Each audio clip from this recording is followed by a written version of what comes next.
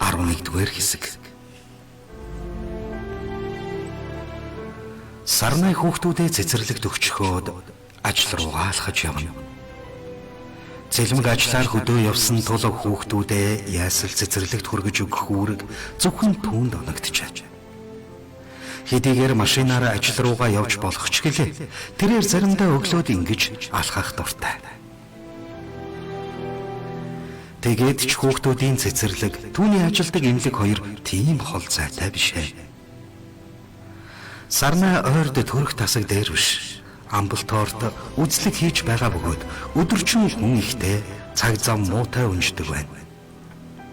Эмчилгээ үзлэг ихтэй байхаас гадна эмнэлэг дээр нь сүүлийн сар гарны хугацаанд хөл толгойн мэддэхгүй бөөн бужигнаан болоод байгаа ч. Учир нь эмнэлгийн удирдлагууд солигдсонтой холбоотойгоор нэлээдгүй асуудал үүссэн бөгөөд дээр доор гэлтгүй бүхий л хүмүүс хөдөлгөөнд орхон орж гарах нь гарч тушаал дэвших нь дэвшиж байлаа.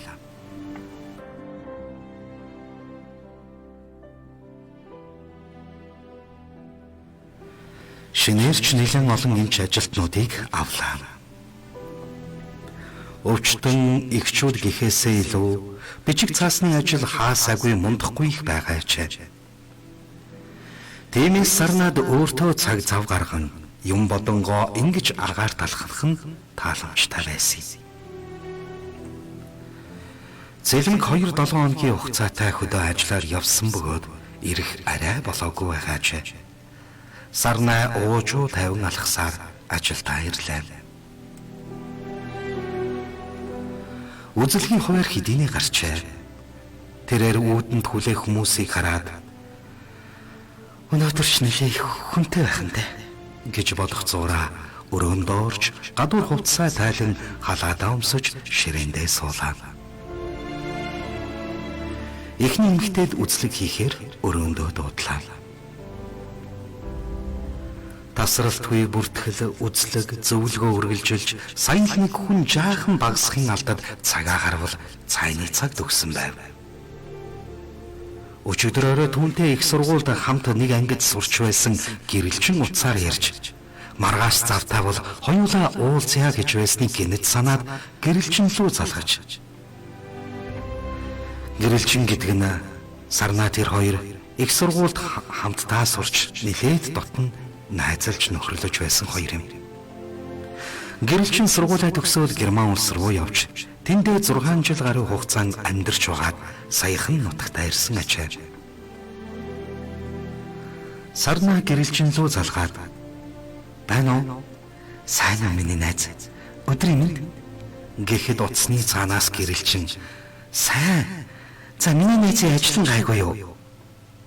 "Гайгүй. Гэхдээ ямар хүн тасрах биш. Чи миний үйж байна да" гэж асуувала гэрэлчин. Гойд хийсэн юмгүй. Ойр зургийн юм цуглуулад л дэлгүүрээр явж байна.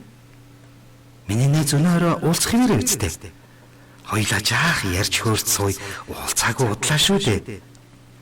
Харин тийм ээ. Найз нь ч бас уулзахыг хүсэж л байна. Гэхдээ цэлмэг хөдөө явчихсан хүүхдүүдээ яадаг юм лээ. За найз нь ганц уулзъя гэж байх чинь дүүнраа дуудаад ч юм уу харгалал та. Тэгэл зохицуулчих.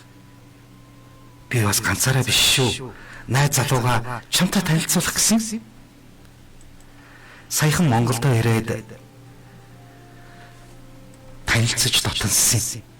Тэгээд л сэтгэл догдолцоход чам руу холбогдож байгаан тал. Тэгээд бас чамайг уруудагдчих байхгүй юу?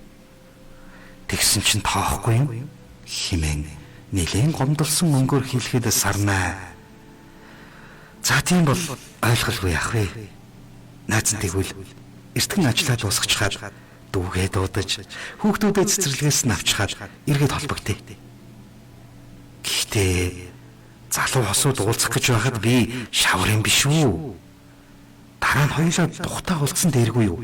гэж гайхсан өнгөөр асуухад "За, найз нь ямар дандаа гойдаг биш. Хэрэгтэй болоод л уулзъя гэж байхгүй юу? Тэгээд ч гоё уулзалт зохион байгуулж чад байна. Дуугүй хүрээ дэр. Найз залуу маань бас нэг дажгүй залуу дагуулад ирнэ гэсэн шүү" хэмээн тас хөхөрхөд Юу вэ? Өөрхөн бас ирэх юм уу? Тэр дажуу залуу энэ яах вэ? Би чинь 2 хүүхэдтэй хөвгшин шүү дээ. Гэт инээхэд гэрэлжин. Өөрийгөө бас хөвгшин гिचгчээ. Зүгээр л байгаарай найз минь. 30 дөнгөж гарчхаад хөвгшөрчих юм бол 40-50 наснда хүмүүс яах болж байна? За ямар ч л байсан ажлаа амжуулчаад найз руугаа залах. Сэлэмгийг байхгүй жаахан цэнгэд ав.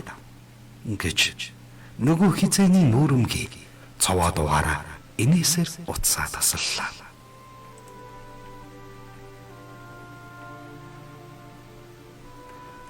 Сарнаа ажлаа айлуулах эртхэн дуусгаад 2 хүүхдээ цэцэрлэгээс нь авч гэртээ ирлээ. Оюутан дүүгээ орой ирээд хүүхдүүдэд түр харж байгаарай гэж гуйсан бөгөөд дүүнч бас дудалгүй ороод ирхэн тэр. Хүүхдүүдэд жаахан хоолунд бэлдэж өгөөд өөрөө тэднийг яаж унтуулах талаар дүүдээ сайн захиж хэлээд гэрэлжинтэй уулзахаар хувцсаа солон гарч явлаа.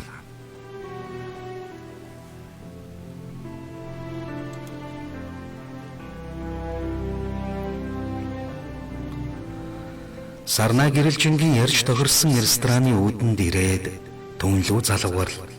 Тэрээр хизээний ирчихсэн түүнийг хүлээж байсан бололтой үүдээр гарч ирэн тэд хамтдаа дотгошорлоо. Бүдэг гэрэл намуухан хөгжимтэй тоглог байрны аятайхан газар байв. Нилийн захын ширээнд тухлан суусан 2 залуугийн зүг рүү зааж тэнд бидний ширээ бас бидний зочид байна гэсээр тэдний зүг дагуулan явлаа. Боломжийн нүдэн дулаахан залуус байлаа. Өмссөн хувцас, цэвэрхэн үсний засалт, харилцааны соёл зэргээр нь гайгүй албан тушаалтын юм байна гэдгийг төвөггүй мэдэж болохоор байв. Сарнаа өөдөөс харан суух шаргалдуу царайтай бор нүдтэй залууг болд эрдэнэ гэдэг. Нэгэн яамд нилээд дээгүүр албан тушаалтай болохоо тэрээр хэллээ.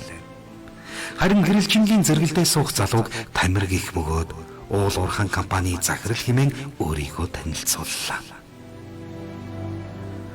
Сарнаа тэдэнтэй ярилцаж ойр зүрийн юм ярилцсан суух цуураа. Гэхдээ манай гэрэлжин хүнтэй суухгүй их удсан, харин одоо гайгүй хүн олоод аваа юу да. Гэхдээ хүнийг ямар хараад шууд мэдэж болох штеп. Ямар ч байсан мэрэгжил боловсрал сайтай л хүн шиг байна.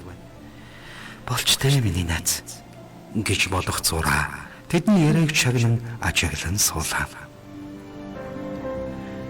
Тэд хөгжилтэй яриа өрнүүлж гэрэлжин Германд хэрхэн амьдарч байсан талаараа хууч хөөрч мөн заримдаа тэдний яриа улс төрлөө холборч Сарнаа гэрэлжин 2 оюутан байсан үеэ иргэн дурсаж элдвийг хөөрөлцөөр нилээн орой ултал сууцгаалаа. Өдшин 22 цагийн алдад аль аль нь үүсэн юмдаа нилээдгүй халцгаасан тул явхаар босцоолоо.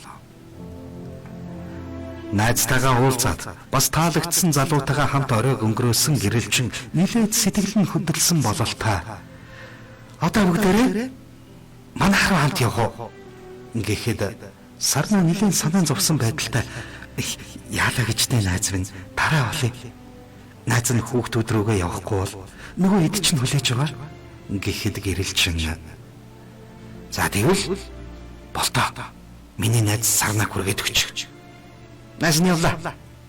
Гэвэл Сарнаа оо зүгээр дээ манайх эндээс ойрхон би такси ураад явчих юм. Гэвэл болд эрдэнэ их л урайлгахын дуугаар өө би хүргээд өгөлгүй яах вэ? Би хүргээд өгье гэд түрүүнээс хойш аятайхан харагдаад байсан бүсгүйгээ хөргөж өгөх болсондоо их л тааламжтай байв.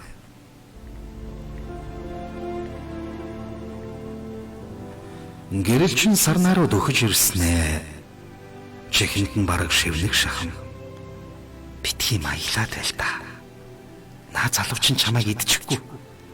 Гайгүй залуу байлээ. Чамд хэрэг болох ч юм бэлүү? Миний найз санаа зовлдог гэж хэлснээр дөрвүүлж гараад хүлээж зогссон тамир болд эрдэнэ 2 дээр очлоо.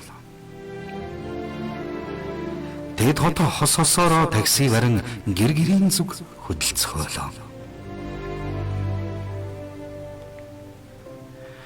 Энэ үед Арлингтонд хүүгээ ясалд өгчхөөд ажил хийж байгаа Халиунагийн амралтын өдөр таарч байлаа. Тэмүүлэн мөн л ажиллаар 5 хоног өөр хот руу явсан тул Халиуна гэртээ ганцаараа амарч байлаа.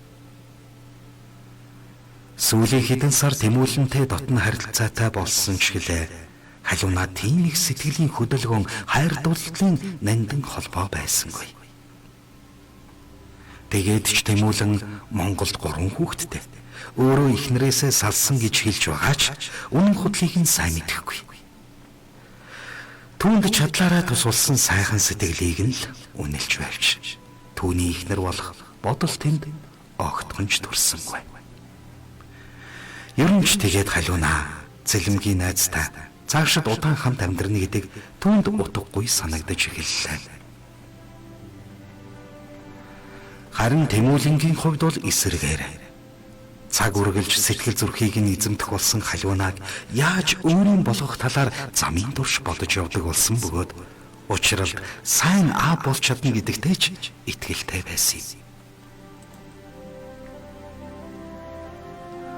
Халиуна одоо Цэлмгийг хүү дээрээ ирэх нь худлаа болсныг мэдрэх бүрт түүний найзын царайг харж удаан амьдрах хэрэггүй гэдгээ ойлгож байлаа.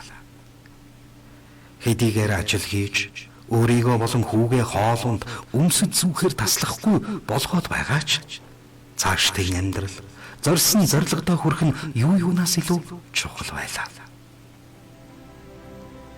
Тиймдээ ч өнөөдөр амралтын өдөр Тэмүүлэн байхгүй байгаа дээр нөгөө анхаа эгчийн санд болгож байсан Америк залуутай танилцахаар шийдсэн нь.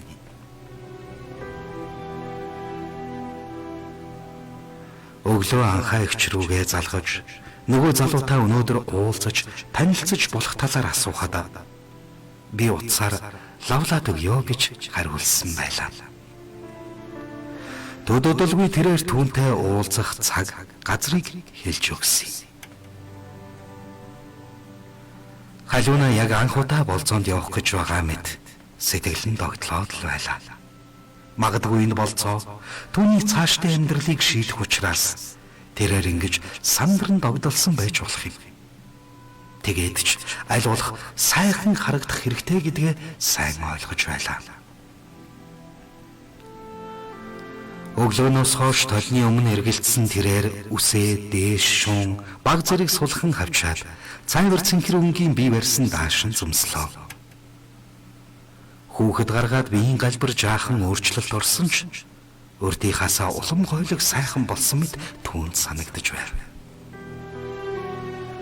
Өдөр бүр ажил гэргэж явах тэрээр биеийн дамрыг бодож намхан гултай гутал өмсдөг байсан бол өнөөдөр өндөр өсгийтэй хамгийн дэгжин гэсэн гутлаа сонголоо. Өмссөн хувцс цэвэрхэн царай төрхөө толинд хараад өөртөө маш их таалагдах тэрээр итгэлтэйгээр болцоонд явхаар гэрээсэн гарав. Харин түүнийг ямар шуухан шаргал үстэй, шулуун хамартай Европээр хүлээж суугаад удахгүй харагдах визээ. Үргэлжлэл